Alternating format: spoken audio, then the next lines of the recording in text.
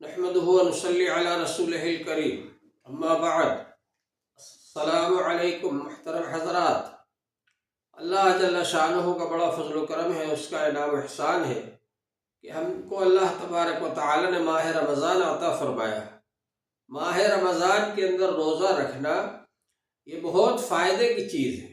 اس کے دنیاوی اور جسمانی فائدے بھی ہیں اور اخروی فائدے بھی ہیں، آخرت کا فائدہ بھی ہے، اور اس کا اجر و ثواب بھی بہت زیادہ ہے، اور اس کے روحانی فائدے بھی ہیں۔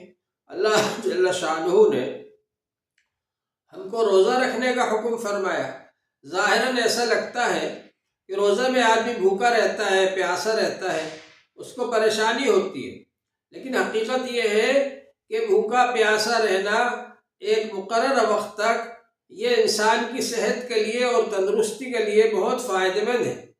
چنانچہ بعض بڑے ملکوں میں جن کو ہم ترقی یافتہ سمجھتے ہیں، وہاں پر ڈاکٹر لوگ بعض مریضوں کو بھوکا رکھتے ہیں، ان سے فاقہ کرواتے ہیں، کیونکہ ان کے نزدیک یہ چیز انسان کی صحت کے لیے اور جسمانی تندرستی کے لیے بہت فائدہ مند ہے۔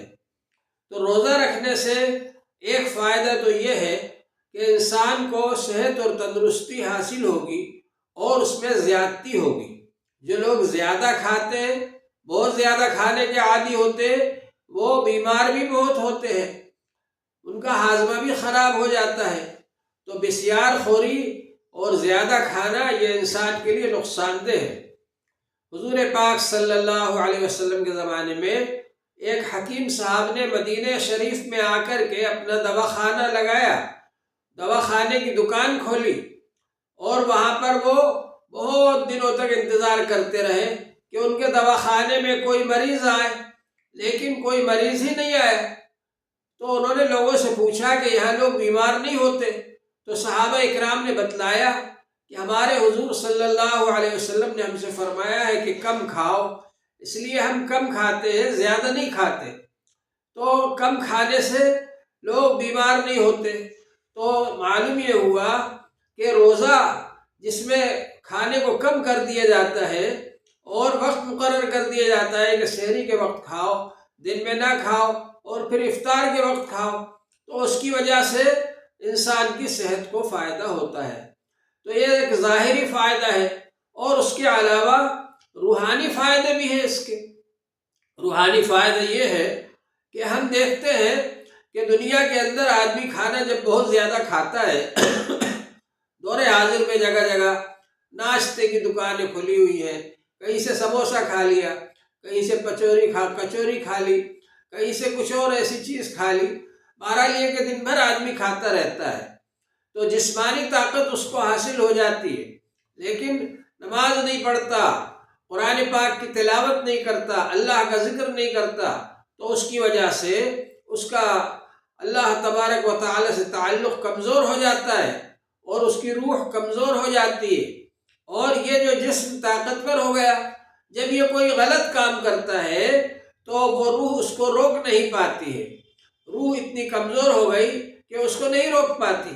اگر وہ غصہ کرتا ہے تو اچھلتا ہے، کودتا ہے، لڑائی جھگڑے کرتا ہے، گالیاں بکتا ہے، اور روح اس پر کنٹرول نہیں کر پاتی۔ اسی طرح سے اگر وہ کوئی غلط کام کرے، کسی غیر محرم کو دیکھے، کسی غیر محرم کو چھیڑے، تو روح اس کو نہیں روک پاتی، کیونکہ جسم طاقتور ہو گیا اور روح کمزور ہو گئی، تو روح اس کو روک نہیں پاتی۔ لیکن جب آدمی کھانا کم کر دے گا رمضان کے اندر، اور قرآن پاک کی تلاوت زیادہ کرے گا، اللہ کا ذکر زیادہ کرے گا، اور اللہ تعالی سے تعلق جوڑے گا، تو اس کی روح طاقتور ہو جائے گی۔ جب اس کی روح طاقتور ہو جائے گی تو اس کے لیے گناہوں سے رکنا اور گناہوں سے بچنا آسان ہو جائے گا۔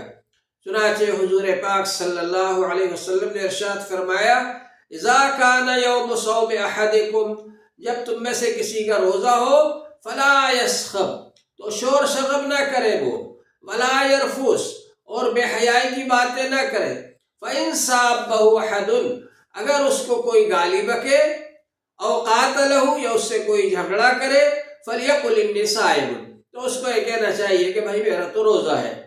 آج کل ہم لوگوں کا حال یہ ہے کہ روزہ رکھ کر کے لوگوں پر دادا گیری کرتے، دھوس جماتے کہ تم کو معلوم نہیں میرا روزہ ہے، حالانکہ یہ بات جو ہے آدمی کو روزہ رکھ کر کے لوگوں پر دھوس نہیں جمانا چاہیے اور غصہ ظاہر نہیں کرنا چاہیے. تم کو معلوم نہیں کہ میرا روزہ ہے، میں روزے میں غصہ کر سکتا ہوں، ایسا نہیں. بلکہ روزہ تو غصے کو ختم کرنے کے لیے ہے، روزہ تو آدمی کی اصلاح کے لیے ہے، روزہ تو آدمی کو نیک بنانے کے لیے ہے.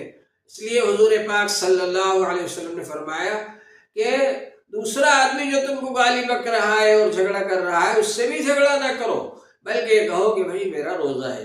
تو معلوم یہ ہوا کہ روزہ اس بات کی تلقین کرتا ہے کہ آدمی غلط کام نہ کرے، برے کام نہ کرے. ایک اور حدیث پاک میں آیا ہے من لم يدع قول الزور والعمل به فليس لله حاجة في أن يدع طعامه وشرابه. جو شخص جھوٹی باتوں کو نہ چھوڑے، غلط باتوں کو نہ چھوڑے اور غلط کاموں کو نہ چھوڑے روزہ رکھ کر بھی، تو اللہ تعالیٰ کو اس کی کوئی ضرورت نہیں کہ وہ بھوکا پیاسا رہے. تو معلوم یہ ہوا کہ روزہ ہم کو اس بات کی ترغیب دیتا ہے، اس لیے رکھوایا گیا ہے کہ ہم گناہوں سے بچیں.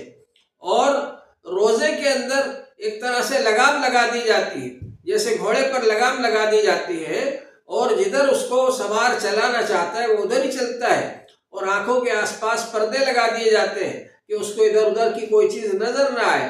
اسی طرح سے روزے کی حالت میں اللہ تعالیٰ نے ہم کو گناہوں سے بچنے کا حکم فرمایا اور برائیوں سے بچنے کا حکم فرمایا، تاکہ اللہ تعالیٰ جدھر ہم کو لے جانا چاہ رہا ہے ادھر ہی ہم جائیں اور غلط راستے پر نہ جائیں. اسی طرح سے آپ نے دیکھا ہوگا پرانے زمانے میں جب دامن کیا جاتا تھا، یعنی بال جو گیہوں کی ہوتی ہے اس میں سے دانہ نکالا جاتا تھا، تو بہت سارے پولے اور جو گیہوں کے ڈھیر ہیں لا کر کے کھلیان میں لگا دیے جاتے تھے اور کھلیان میں دامن کیا جاتا تھا، یعنی اس کے اوپر بیل کو چلایا جاتا تھا. بہت سارے بیل چلتے تھے، آس پاس گھومتے تھے اور اس کو رونتے تھے تاکہ بالوں میں سے دانہ نکل آئے. تو ان بیلوں کے منہ میں چھیکا لگا دیا جاتا تھا تاکہ وہ اس کو کھائیں نہیں، صرف گھومتے رہے اس کے اوپر. تو ایک طرح سے ہم کو روزہ رکھوا کر کے حرام کاموں سے، برائیوں سے چھیکا لگا دیا گیا کہ جب اللہ تعالیٰ کی اجازت ہو تب کھاؤ، اس سے پہلے نہ کھاؤ. اللہ تبارک و تعالیٰ کو یہ بات اتنی پسند ہے کہ جب آدمی افطار کے لیے بیٹھتا ہے اور سامنے کھانا رکھا ہوا ہے دسترخوان پر اور کھا نہیں رہا ہے، اس بات کا انتظار کر رہا ہے کہ افطار کا وقت ہو جائے گا تب افطار کریں گے، اللہ جل شانہ خوش ہوتے ہیں، فرشتوں کے سامنے ذکر فرماتے ہیں، فرشتوں سے کہتے ہیں دیکھو میرے بندوں کو کھانا سامنے رکھا ہوا ہے لیکن میری اجازت کا انتظار کر رہے ہیں.